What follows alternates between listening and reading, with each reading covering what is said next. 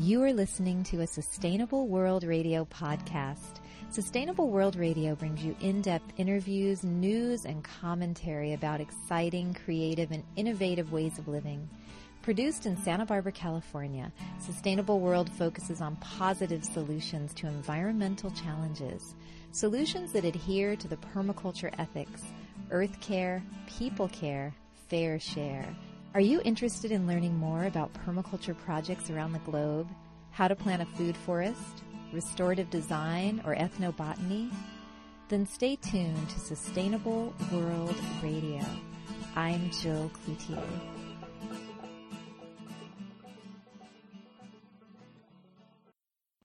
I'm here at the Santa Barbara Botanic Gardens with Dr. Lee Klinger. And Lee, could you tell us what we're looking at right here? Yeah, we're looking at a coast live oak, and actually this one is particularly old, probably a good 300 years old. It's actually what we call an Indian oak. It was here when the Indians were here, and it actually has very obvious signs of being tended by Native Americans. You'll see many branches coming out from near the base of the tree, radiating out in all directions. And this was a typical way that the Native Americans took care of the oaks, creating them in shapes like our typical orchard trees. This is essentially, we're standing in the middle of an ancient acorn orchard. Very cool. And instead I see around us a building and sidewalks. And so do you think there were many more oaks here earlier? Yeah, there's no doubt many more oaks, but it's surprising how many of the Indian-era oaks still are here with us, although we're starting to lose them, as many people here know. One of the things that Native Americans were very well aware of, and it's something we seem to have forgotten, is that oaks are essentially very much tied to the fire ecology of a landscape. And without fire, oaks have a difficult time growing well and getting the minerals they need. The ash from fire tends to neutralize acids that build up in the soils, and acids are actually particularly detrimental to oaks. They leach out minerals, and oaks have a very high mineral requirement. Now, were these managed fires that the people did specifically to take care of their trees? Yes, the Indians were masters of using fire as a tool for land management, and in fact they had the ability to burn every single year around many of these oak trees. And by burning frequently, they kept the soils in healthy shape. They also kept competitors from growing up in and around the oaks. And many of these shrubs that are growing in and around the oaks help spread disease from tree to tree. So fires kept those out. And also, by burning frequently, you never got a lot of fuel buildup. So the fires that did burn were never so hot that they would kill the mature trees. So they were really brilliant in their ability to use fire to manage the health of the oaks. And you were saying earlier that this oak actually has lower branches, so it was easier to pick acorns. Was that the reason? Yeah, correct. And they're trying to increase the size of the canopy of the tree. So it just turns out to be the most efficient shape for maximizing fruit or nut production in any kind of orchard tree. So basically, it's almost like farming or tending your orchard of oak trees back then. That's exactly what they were doing.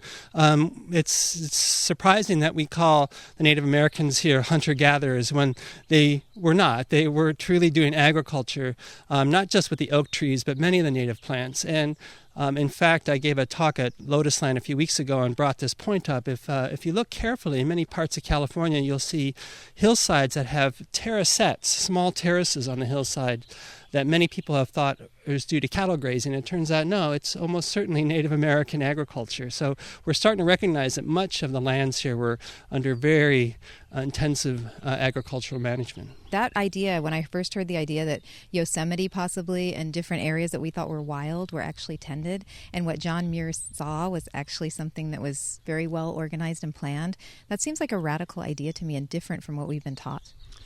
Yeah, I think we're all aware that with the loss of the Native American culture, a lot of information has been lost. And this is another case where that's happened. We've simply lost this knowledge that was there many hundreds of years ago.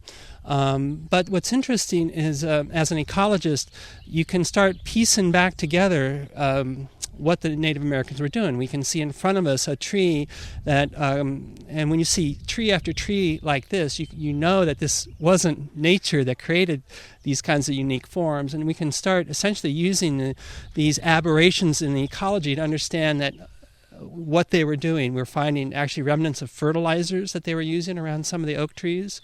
One of the new findings is that the Native Americans collected seashells, and we have many of these shell mounds and shell bins in the area that archaeologists have referred to as garbage piles. Well, I knew right away that something was funny there because Native Americans don't even have a word for garbage in their language. So what were they? And it turns out they were giant recycling centers for mineral fertilizers that were being used in their gardens and around the special trees that they were tending. Interesting. That was a successful system in permaculture, which I'm sure you're familiar with. They say that a system is failed or flawed when there is such a thing as waste. Yes, that's correct. And so, no, they weren't wasting a thing. And these shell mounds were not just discarded oyster feasts, okay? Throwing them over your shoulder like in a huge pile. So, no, they were brilliant in what they were doing. And it's fascinating. I've been clear up into the Sierras around the giant sequoias. And these are the biggest trees in the world. And guess what I find? I find seashells, a layer of ground-up shells and rocks. And these shells had to come from hundreds of miles, up, 7,000 feet, ground up and placed there intentionally. So they were quite brilliant. Interesting. And so the shells would give minerals to the trees. Is that correct? Yes, that's correct. So the shells were doing basically adding on to what fire would do, neutralizing acids. It turns out that acidification is a major process in nature that needs to get corrected. In our own bodies, acidification can lead to disease, cancers, diabetes have all been linked to acidification. Nature has a way of correcting that problem, and in an oak forest, the way nature corrects it is with a periodic forest fire. Will neutralize the acids that build up. So what we're finding now is, as I alluded to earlier, the lack of fire has created essentially acidic conditions in the soils. That's translated to lack of minerals in the tree. And if you look carefully at this oak tree in front of us, you'll see that the bark is starting to get severely cracked. Now, the bark of the oak tree has a very high mineral requirement, calcium, for instance. You know how important nitrogen is as a nutrient? It's a major nutrient. Well, if you analyze the nutrient content of this oak bark, you'll find that the calcium requirement is twice that of the nitrogen. And those studies have been done to show that. And so when I see this deteriorating bark on the oak trees, I can tell right now that this is a mineral deficiency. Also, the wood has a high mineral requirement, and so the branches start breaking, kind of like our bones will break without minerals. So I can see that this tree, even though it's got plenty of life left in it, it's suffering, and it needs mineral treatments, and it needs the soils to be remineralized to be brought back into more fertility. Now, how would one? So this tree needs minerals, and the soil we're looking at. I wonder if they put fertilizers. I would assume at the Botanic Garden, but maybe not quite the right type of thing. Yeah, most fertilizer regimens focus on NPK, nitrogen, phosphorus, potassium, which are major nutrients, and unfortunately, that often works in agricultural systems where we're growing herbaceous plants and grasses and grains and vegetables, because they don't have as much of a mineral requirement as trees. But like I said, the bark and the wood both have a huge mineral requirement. So for trees, you really need to boost the mineral content in the soil to make it fertile for the trees. Interesting.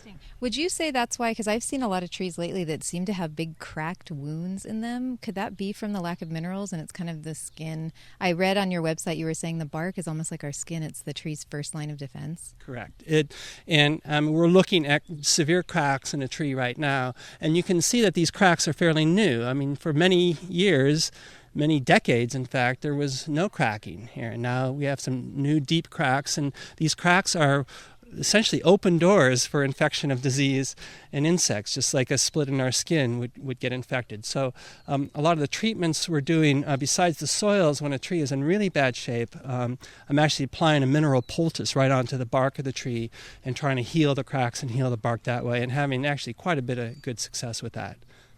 I am so honored to be standing here with the tree doctor. Thank you. I'm having holistic doctor. Holistic doctor.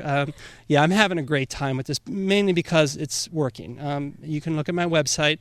That's www.suddenoaklife.org. And I have lots of pictures of before and after of the trees I've treated, and that's the best part of my job, is to come back 2 years, 3 years, 4 years later and see how these trees are getting better. It's pretty exciting. When they see you coming, they're like, thank God, here he is again. So I'm happy to be able to be the one to help. And of course, there's lots of people that I'm training now. There's several people here in Santa Barbara now that understand what I'm doing. The folks at All Around Landscape are supplying materials now. I gave a talk there a few months ago, and their eyes lit up and said, "Oh, we get it. Okay, let's get going on this." So there's a lot of support and interest here in Santa Barbara and elsewhere. I work a lot in the Bay Area. I actually live in Big Sur, and we have lots of problems with the oaks there, so I'm plenty busy around. But I'm here for the oaks, and would love to be able to be of service. Now, Lee, would you say then that this sudden oak death, right, that is scientists are talking about, and it's a specific, is it a virus or something that they catch? And it seems like a lot of tree people are focusing on that pathogen. Could you talk a bit about that and why you think that is maybe the wrong approach? Yeah, it's really, the same analog as what's going on in human health. You have allopathic medicine, which is focusing on diseases and really treating the diseases, as opposed to essentially treating the whole person through proper nutrition, healthy lifestyles, and such. So what I'm really doing is not focusing on the disease. None of what I'm doing is treating diseases or insects. I'm fertilizing. And in that way, I'm really relying on the systems that the tree has evolved over millions of years to fight off these diseases and insects. And they have. They've been exposed to any number of diseases and insects, and they're still here. So these trees have the ability, if they're healthy, to fight off most of these problems. And so I'm kind of working on that principle and not focusing on any particular disease. What you're saying reminds me a lot about what I've read in my herbal medicine books, where it's almost like don't focus on the symptom.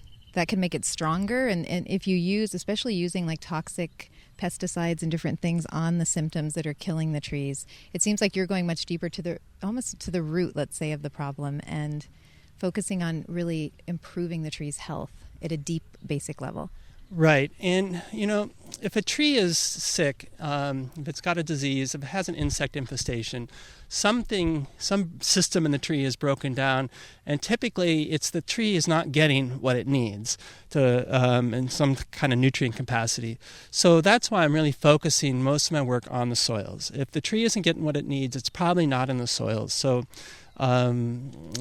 fortunately, I've had enough experience working on soils that I've been able to kind of make this whole link. And by doing that, I'm finding that actually not only are you improving the health of the trees, you're improving the health of the soils. And there's a whole biology going on inside the soil. There's soil microfauna, a whole bunch of microbes.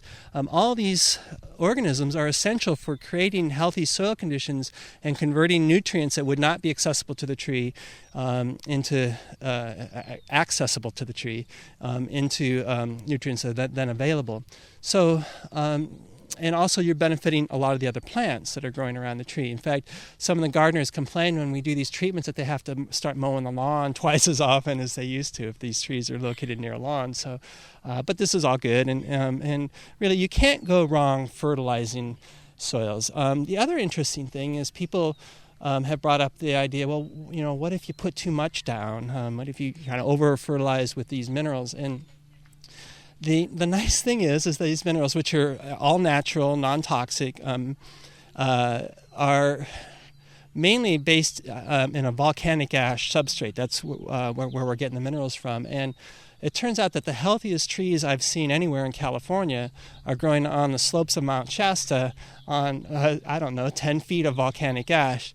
So, no, I don't think we're going to overdo it on the volcanic ash in making these trees healthy. Not like steroids. Correct, right. No, and in fact, this stuff is so healthy that dare I say, I eat it every day for my mineral supplements. Well, it does. It reminds me so much because I know our soil, so much of our soil is depleted, and that we're not getting enough minerals and potassium and vitamins. Yeah. And in fact, if your listeners want to research that a little more, I can't tell you exactly where, but you can get on. I mean, I've done some of this in the human health field and learned that indeed a lot of our vegetable crops are showing much less of a mineral content over the last 30 years now than they did many decades ago. And I do suspect that's a big problem related to not replacing these minerals, especially trace minerals. And I've just said minerals and I've talked about calcium, but there's actually any number upwards of 60 to 70 different minerals that we're adding in the volcanic ash, every one of which probably has some kind of essential role in the tree health, maybe not immediate benefit, but a lot of these elements may come into play when trees are stressed and exposed to diseases, and then they need these elements to create the antigens that help fight off the diseases. Very interesting. And it seems like it's a worldwide phenomena, too. I heard on the way over here that coral reefs are dying because of the acidification of the ocean. I'm not an ocean expert, so I can't comment on that, but I am aware that forests all over the world are in decline, and I have been paying attention to forests, and I have been fortunate to be part of a team of scientists that for 14 years I traveled all around the world looking at especially oak forests, but all kinds of forests, tropical forests up in Alaska, Canada, and I have found the same problem, acidification related to mineral depletion and forest decline. Many of the insect infestations we're hearing about, the beetles infestations in Canada, are all really tied to soil acidification, and the beetles are really secondary agents of the decline. Now, how has your work been received in the scientific community? Actually, very well. I mean, I worked for more than 14 years as a staff scientist at a national laboratory. Got many publications, and it's been well received. It's been maybe not as well received by some of the University of California scientists who are focused on the disease problems here in California. But what's interesting is that there's a lot of scientists studying forest decline around the world, and most of the scientists have focused on the role of acidification. I think probably most of your listeners know that forest decline and acidification are linked, and that's really what I'm saying, and I'm not sure why that's being ignored here by some of the scientists in California. Nonetheless, the results are speaking for themselves. Great. Now, have you always been interested in trees? Has this been a lifelong passion for you? Yeah, absolutely. I left high school when I was 18 and moved into a cabin in Colorado, and didn't even bother going to college at first. So I just loved being out with in the woods and studying the trees and plants. And then when I did decide to go back to college, I actually got accepted into an engineering program. I don't know why I applied. I just decided I wanted to do something different. And then when I got to the schedule of courses, I saw botany and ecology and geology, and I ended up taking all those classes. And I never did take an engineering class. And finally, of course, they told me, well, when are you going to take an engineering class? And I said, well, maybe never. I think I've found my passion here. So. The first engineering major that did not take one engineering class. Yeah, that's right. So I got him to switch my degree, and now I'm in the right field, I realize. And what made you come back to California and focus here? Is this just where your home is? Or? No, good question. So I spent, a good 12 years or more studying the problem, trying to understand why the trees were dying, and I really finally figured that one out after a while. And then I spent a number of years after that trying to develop a solution, and had a greenhouse in my laboratory and doing tests on trees, and came up with a solution, mineral treatment. And then at that point I was quite excited, and then I realized that if I stayed as an academic scientist, it was going to be decades before a single tree got saved. So I decided to make a career change. I was in Colorado at the time, and I left Colorado about 6 years ago, moved here to California, mainly because California was having a very visible problem with their oak trees, and there was much interest, and I knew I had something to offer, so that's why I came here, and I've enjoyed it ever since. We are the land of trees, huh? Yeah. No, you've got, okay, California has the biggest trees in the world, the tallest trees in the world, the oldest trees in the world. I mean, what more do you want? This is tree heaven. And so, of course, this is a great state to be working on trees in. And what is your favorite tree? Do you have one? Ooh, I call myself an oak specialist. I know oaks a lot. I guess I'll have to say the oak tree, yeah. Since we're underneath one right now. Right. But I'll tell you, when I'm sitting underneath those redwoods, that's a tough call. Those are really majestic. And those two, especially the trees, and any tree that has evidence of being tended by the Native Americans has got my full attention. So I'm pretty happy to be around any of those kinds of trees. And the redwoods were tended even though they did not provide food, but they probably provided wood or they had different uses for them? Well, okay, now we're getting into some interesting, yes, they had uses for them, but they weren't necessarily practical uses. They were, and this is not all that clear. I mean, we don't know their entire intention, but I'm personally fairly convinced that they were tending and growing the redwoods as ceremonial sites, and they were planting them in special groves, circular groves, and the giant sequoias, we find giant circles of sequoias which don't reproduce by layering. So to have a circle of seeded giant sequoias is highly unusual, if not impossible, in natural circumstances. So and they were burning out the insides of these trees, creating chambers. They understood that the fire actually benefited the tree. Anyway, those are all lines of evidence that. So it wasn't only food crops then, food trees that were tended. Very interesting. Yeah, no. But, there's a lot more to be done here. And I've written and published on some of this, but I feel I've just scratched the surface. And I'd love to get some more people interested in, I know there's actually a lot of stories. Every now and then I run into somebody that has a nice little story about how they're aware of the Native Americans doing ceremonies in certain burned out trees, and this is all amazing stuff. In fact, there's a whole bunch of people back east now that have identified Indian trail trees. These are oak trees typically that have been shaped and bent to create markers and pointers. And they've identified hundreds and hundreds of these trees now all throughout from Arkansas, Missouri, Tennessee, Georgia, anyway, all over there. And that's an exciting another line of research that people are doing. It's very interesting. So it seems like here, typically in modern society, that we have either had a very invasive based, like with the pesticides and the chemicals and the monoculture, or kind of a hands-off thing with wilderness, like it will take care of itself. And this seems like kind of a bridge between those two.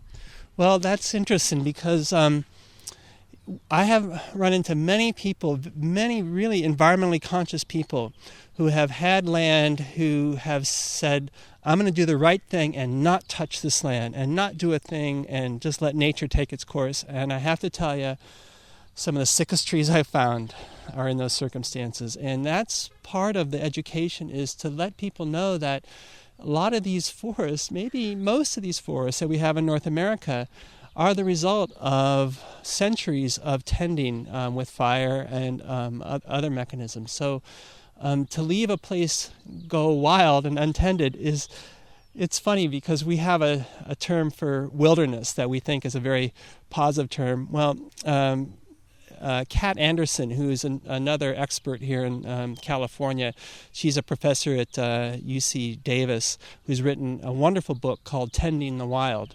It came out a few years ago, and she talks about how the Native Americans consider wilderness as being not a good thing. The land is untended and has gone to wilderness, they would say. So I think we have to rethink some of the stuff that's going on here. And also to realize that by leaving something alone and not doing anything isn't necessarily compatible with the way the natural system would even work. Because even in that situation, occasionally a fire would burn through and help correct the situation. So if you're going to take that approach, then you're also going to have to let the fires burn through every now and then. And since we can't do that in a lot of these settings, that's what I'm trying to offer alternatives, and that's the role that the volcanic ash, the minerals that we're using, they essentially build them as fire substitutes. It's essentially a way to mimic fire. And also I should really emphasize that what I'm doing is actually quite a suite of different treatments. I'm doing, proper pruning as part of it, mulching after minerals. I'm actually doing a lot of clearing in places, cutting out brush, excavating around the trees, making sure the root collars is cleaned out. So there's most of what conventional arborists are doing is all good stuff, and none of what I'm doing is in any way contraindicated by the work that they're doing. It's really just in addition to how you'd normally take care of a tree. We need to also pay attention to some of these other aspects. I find this really hopeful because to me it shows that humans have a place in nature, and if we tend plants wisely, that we fulfill kind of our role in this. Well, we may have one of the best. Imagine, it's quite likely that people grew the biggest trees in the world. Oh my God, I'm so proud to be a person now, So, yeah, we have amazing abilities to create incredible forests, and I know this because it's been done. I can see it in front of my own eyes. When I go up to the sequoias, I know most of those trees were tended with fire, and you can see the results, and you can see the scars from the fire, and the scarring is actually beneficial for the trees. If you actually look, as an engineer once told me, the fire causes the tree to flare out at the base and creates a more stable base for the tree. In a way, it's just a brilliant way to engineer a tree so it would live longer and grow taller. It was a partnership, basically. Yeah. And it all derived from a very deep understanding of ecology. And I'm hopeful that we can regain some of that knowledge. Yeah. It seems like we are, just with your work and some of the work done in permaculture. It seems like it's coming back.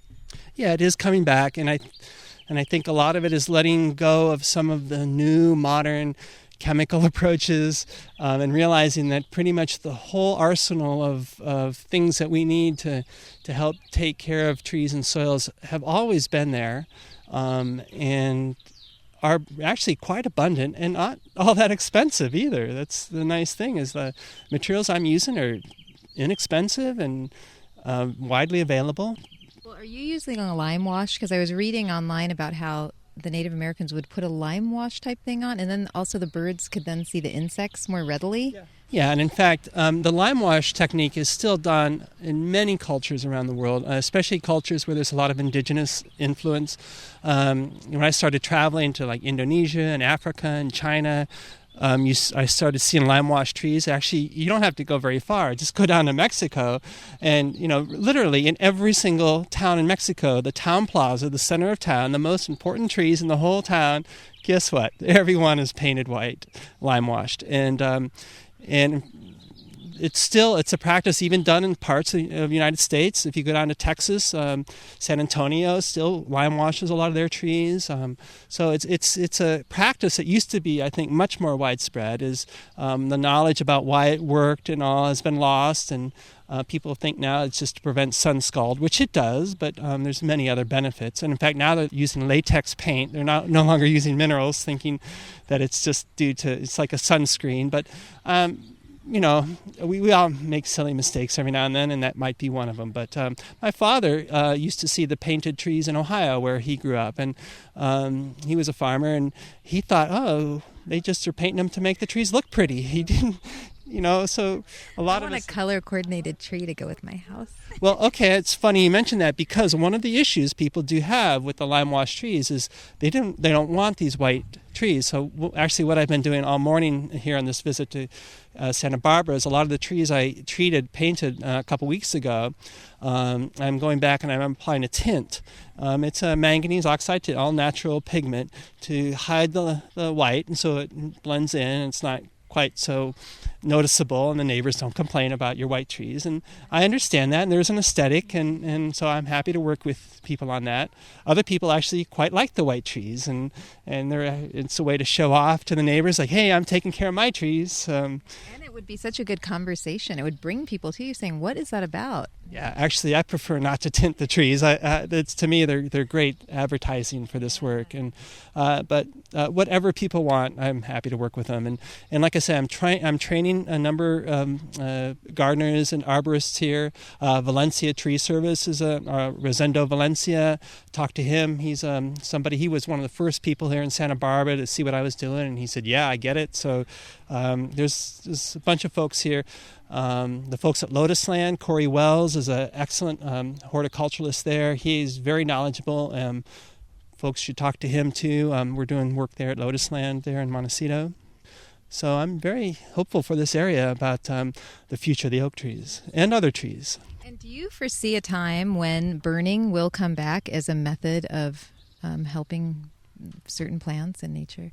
Yeah, I do. I think it's going to have to, mainly because if we continue fire suppression, the fires are just going to get worse and more devastating. And that's tricky, though, because for I don't know how many decades now, California especially, I mean, there's no better firefighters in the world, okay? They're so good at what they do. And, how do you get a system that's so well worked into putting out fires to get them to actually start fires? But some of them are aware that their fire suppression efforts are creating problems, but however they're going to deal with it, or are dealing with it, they're going to have to deal with it more in the future because it's a serious problem. And also, the treatments I'm doing are fairly intensive, and you can't treat a whole mountainside of oaks this way. You can't paint every oak in the forest. So fire is really the only economically viable tool that we have to really tend large areas of oak forests. And by the way, I'm talking a lot about oaks. This approach actually works on any kind of tree. Just turns out that the oaks have higher issues with acidification. So they're kind of the first to show some problems, but other trees are showing problems here in Santa Barbara and elsewhere, and we can use similar methods to help them as well. I loved on your website the photos. I was almost in tears looking at the photos, especially the sycamore tree. So that's one of the things I like to do is photograph all the trees I treat, and these are case studies for me, and it's kind of the way I kind of keep track of the progress. And I don't save every tree either, and if I was to show you all the trees, there would be some trees that didn't make it, but it's clear that some trees are so sick there's really nothing you can do at some point. But most of the trees by far are showing nice responses, and again, this is all natural, non-toxic stuff. That's the beauty of it. There's no chemicals involved. You were saying how it would be hard to treat a whole forest of oaks. Could you, without fire, is there any way to put ash down? There's a website called hubbardbrook.org, and this is a area in New York that has been affected by forest decline, and they've actually treated a whole watershed by dumping minerals out of a helicopter. And they have some decent results so far. They haven't gotten them all worked up and published yet, but they actually have a video on their website showing them dumping minerals out of a helicopter. So, yeah, people are looking at larger scale ways to deal with it. Actually, in Sweden, the EPA in Sweden has a national liming program, lime being the source of calcium. And so they're actually also doing watershed scale liming to help bring their forests and soils and streams back to health. That is great. This is so hopeful. It's wonderful. Is there anything a homeowner could do to ensure the health of their trees before they get to the point where they will end up diseased? Yeah. They can use these fertilizers. Actually, the soil fertilizers I'm using it's a product called Azomite Soil Sweetener, and that's available to all around landscaping and landscape supply here in Santa Barbara. And that is then just applied topically to the soils. watered in, and sometimes if there's not enough mulch cover, we might add a little extra mulch. That's one thing. I guess at this point, I would encourage homeowners to give me a call. What I do mainly is consultations. Every tree is different, and unfortunately, there's really not a cookbook approach. I've been trying to come up with a regimen that can work for most trees, but it turns out it's a little. Every tree is a unique individual, and I always find something that I never seen before, that I have to deal with on any given tree. So I guess the best thing is to have people give me a call. I'm available, and I'm down here every few weeks from Big Sur, and I'll pack my days, and it doesn't take me that long to come out and do an assessment, and we'll get it going. And what about for listeners who may be tuning in from other places in California or the world? Call me. My number is 831-917-7070. I love talking about trees. I'm free advice on the phone. Call me. We'll see what we can do. If you're outside of California, there are other people around that do know about this work, and depending on where you're located, the azomite is sold actually widely around the United States and other countries. So I'm sure we can help people wherever they live. Could you give us your website too? Yeah, that's www.suddenoaklife.org. And when you were little, the person that told me to do this interview described you as the oak whisperer. Did you have any idea that you would be a tree whisperer when you were younger? No. I just knew I liked plants and trees, and I tend to want to shy away from being that kind of healer. I'm actually more interested in the soils in that sense. I could do all the whispering I wanted, and it wouldn't matter a bit to the oak tree unless I treated the soils. So if it's a sick oak tree, you see. So maybe a soil whisperer is more what I am. Or just a hands-on practical approach to really dealing with the problem. Yeah, just looking at every situation is unique. And sometimes there's like ivy growing all over the tree that has to get taken off, or shrubs that are encroaching that need to get cleared out, or the root crown's been buried, or there's mosses growing all over the tree, and mosses are not good, and lichens all in the tree. Sometimes we see those and we think, oh, how pretty they are. Well, fire would normally get those out, and those are sources of acidity. So I even sometimes will go on the power washer and I'll blast off all the mosses that are on the trunk. So every tree is different, and you never know what they need until you get there. Like I'm looking right now at rhododendrons that are encroaching on some oak trees, and rhododendrons can spread diseases. Anyway, there's all kinds of considerations. So as you look around this landscape here, do you notice anything else about the trees that just offhand? Yes. So I'm actually looking at an oak tree right now that is very sick here in the Botanic Garden. Which one is it? This tree right here. Walk over to it? Yeah. And what do you notice about this tree? Well, I think you can see by looking at the canopy, it's not a happy tree. There's a lot of dead branches, browning leaves. The fact that I can stand underneath a 200-300-year-old tree and look up and see about 60-70% blue sky, that's not good. So the canopy is very thin. I see some deep cracking starting to happen in the trunk. Although the bark of this tree is better than the other one. It's not as severely cracked. But this tells me the soils still have got some problems with this much dieback in the canopy. And I see lichen on the branches. Would that have anything to do with it, or? Yeah, lichens will produce acids, and they'll, lichen and moss break down rock and start soil formation. So imagine what they're doing to the bark of the tree, and that's the heavy lichen cover. I mean, a light lichen cover is not a problem, and actually, the lichen cover on this tree, I'm not that worried about. If it's really heavy, then I get concerned. What would you do if someone said, "Here's the tree in my yard. What can I do to help it?" I would get on a mineral regimen and know that these treatments need to be done on a regular basis for several years. If you think about all the volume of soil that this tree is utilizing, the trees have this beautiful symmetry. So for every branch there is above ground, there's a corresponding network of roots below ground, and often the roots will go out as far as the branches, if not further.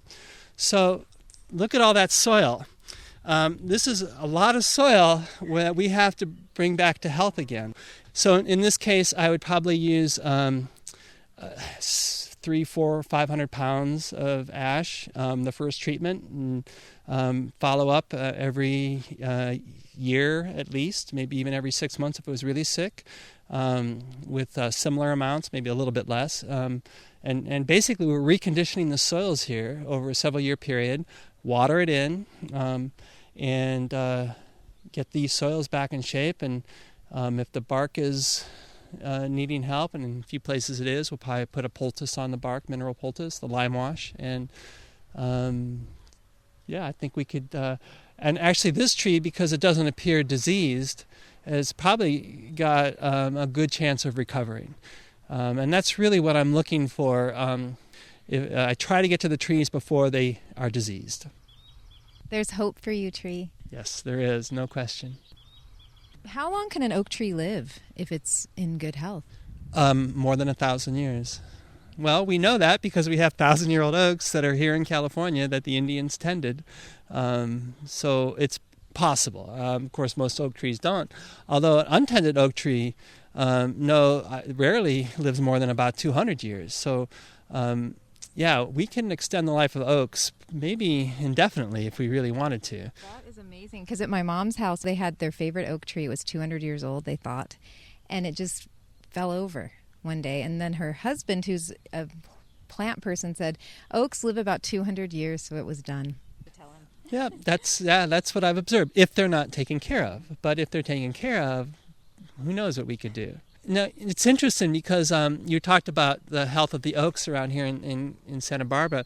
The healthiest oaks I've ever seen here are actually up in some of these canyons, and they were the canyons that burned, about 30, 40, 50 years ago. And I can actually see on the undersides of the branches where the fire licked up, actually killed up underneath. And these trees that got completely solid, uncracked bark. The foliage and the canopy is dense, and they're just the healthiest trees I can find are the ones that have had fire burn around them in the last 30, 40 years. So Smokey was wrong? Smokey may have ended up killing more trees than he saved. Hate to say it. I don't know if we can really say that, other than, yes, we have some issues with putting out every fire all the time. We maybe need to rethink that one. Now, see, that's an oak there, right? Yes. Now, would you say that this tree, there's no are those considered low branches, that branch there, or is that something that's not that low? So this one was not tended? It looks like it's not as obviously tended, right? This one we were just at, you can see, has got clear evidence of being tended. This is obviously an older oak than that one that's younger because it's smaller. Mm-hmm. But so do newer oaks that haven't been tended just go straight up? Yeah, they tend to go straight up. There's one over there. So you basically can kind of scan this garden here and landscape and read the landscape pretty well. That's what I try to do. Every forest has a story, and you can piece it together if you're careful and know what to look for. Great. Well, thank you so much. Thank you, Jill. You've been listening to a Sustainable World Radio podcast. For more information or to hear our other podcasts or interviews, visit www.sustainableworldradio.com. Sustainable World Radio is produced by Jill Cloutier. Music by Dana Lyons. Thanks for listening.